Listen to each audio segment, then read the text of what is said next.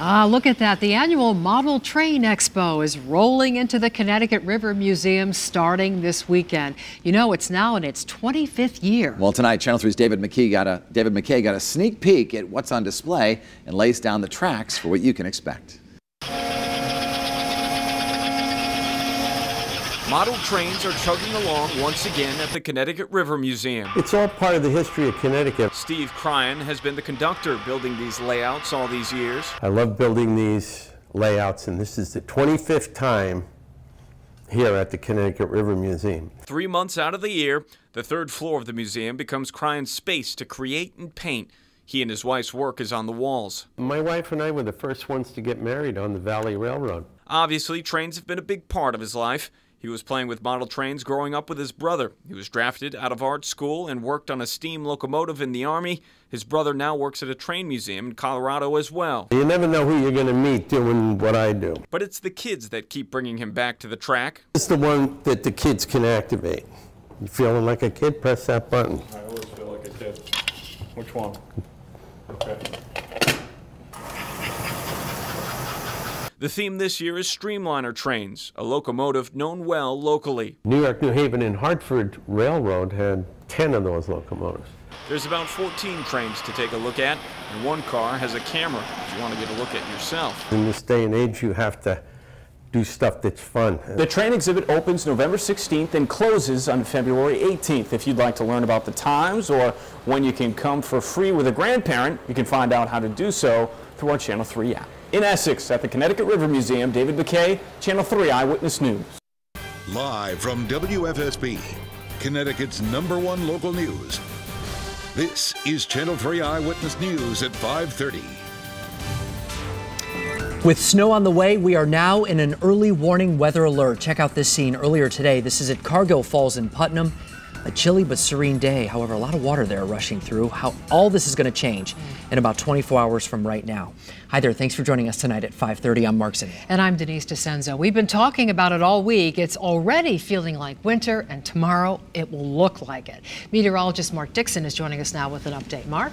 Yes, indeed. We are tracking a storm that has prompted the Weather Service, of course, as it gets closer in time, to issue the winter storm watches and the winter weather advisories that you see behind me. Basically, what this means is we have accumulating snow on the way. It's going to start tomorrow, just in time for the evening commute. Right now, our early warning pinpoint Doppler, the state's only live radar, it is scanning clear and dry. We've had some scattered clouds working across Connecticut this afternoon, but as we expand the view and look well down into the deep south, we're tracking this little area of low pressure. You can see that counterclockwise spin moving through the lower Mississippi River Valley, tapping into moisture off the Gulf of Mexico. We're going to be watching for a coastal storm to develop then off the mid-Atlantic as this transfers its energy, and it's that area of low pressure that will be the culprit for the snow that we're going to be measuring and perhaps even shoveling and plowing as we head into the night tomorrow. So here's Futurecast. 7 o'clock this evening, mainly clear across Connecticut. The clouds that we have that are lingering will erode, the winds will diminish, and that will allow temperatures to drop off markedly. So we're going to be heading down into the teens to start the day for our Thursday.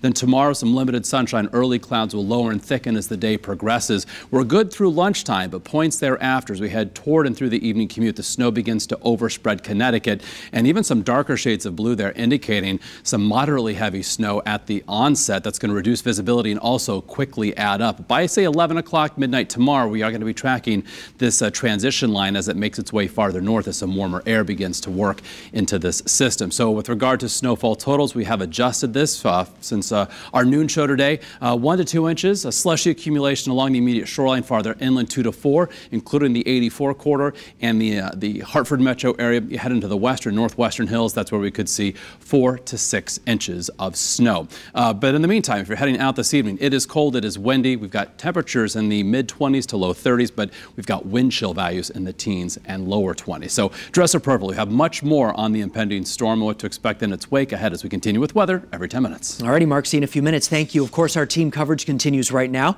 With the first snowfall comes plenty of preparations. Public works crews, stores, and repair shops all getting geared up. And so is Channel 3 New London Bureau Chief Kevin Hogan. He's live tonight in Griswold with how the Quiet Corner is getting ready. Hi, Kevin. Hi, Mark. You know, if you have a snowblower at home, it's tucked away in the shed or the garage.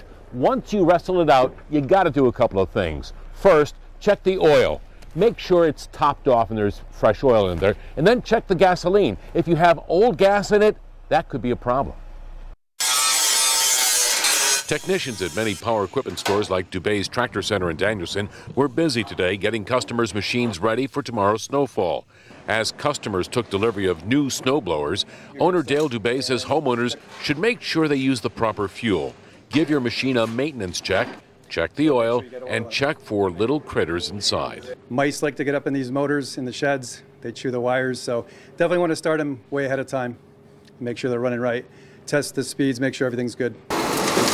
The highway crew in Putnam was busy prepping machines and loading salt.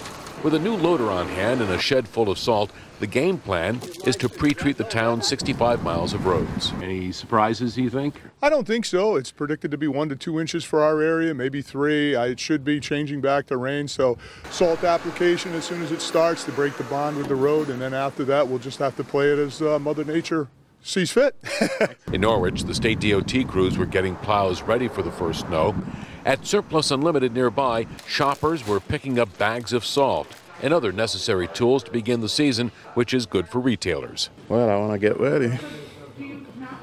Yeah, basically, you're indoors, so when it's snowing, if you don't want to fall, so you're indoors. In the beginning, yes, everything we have will be gone by the weekend. We have 4 pallets of rock salt that will all be gone by Saturday. Now, cross your fingers. Let's see if this baby starts. Yeah. That's it. We're good to go. Be safe out there. Live at the Mobile Newsroom, Griswold, Kevin Hogan, Channel 3, Eyewitness News.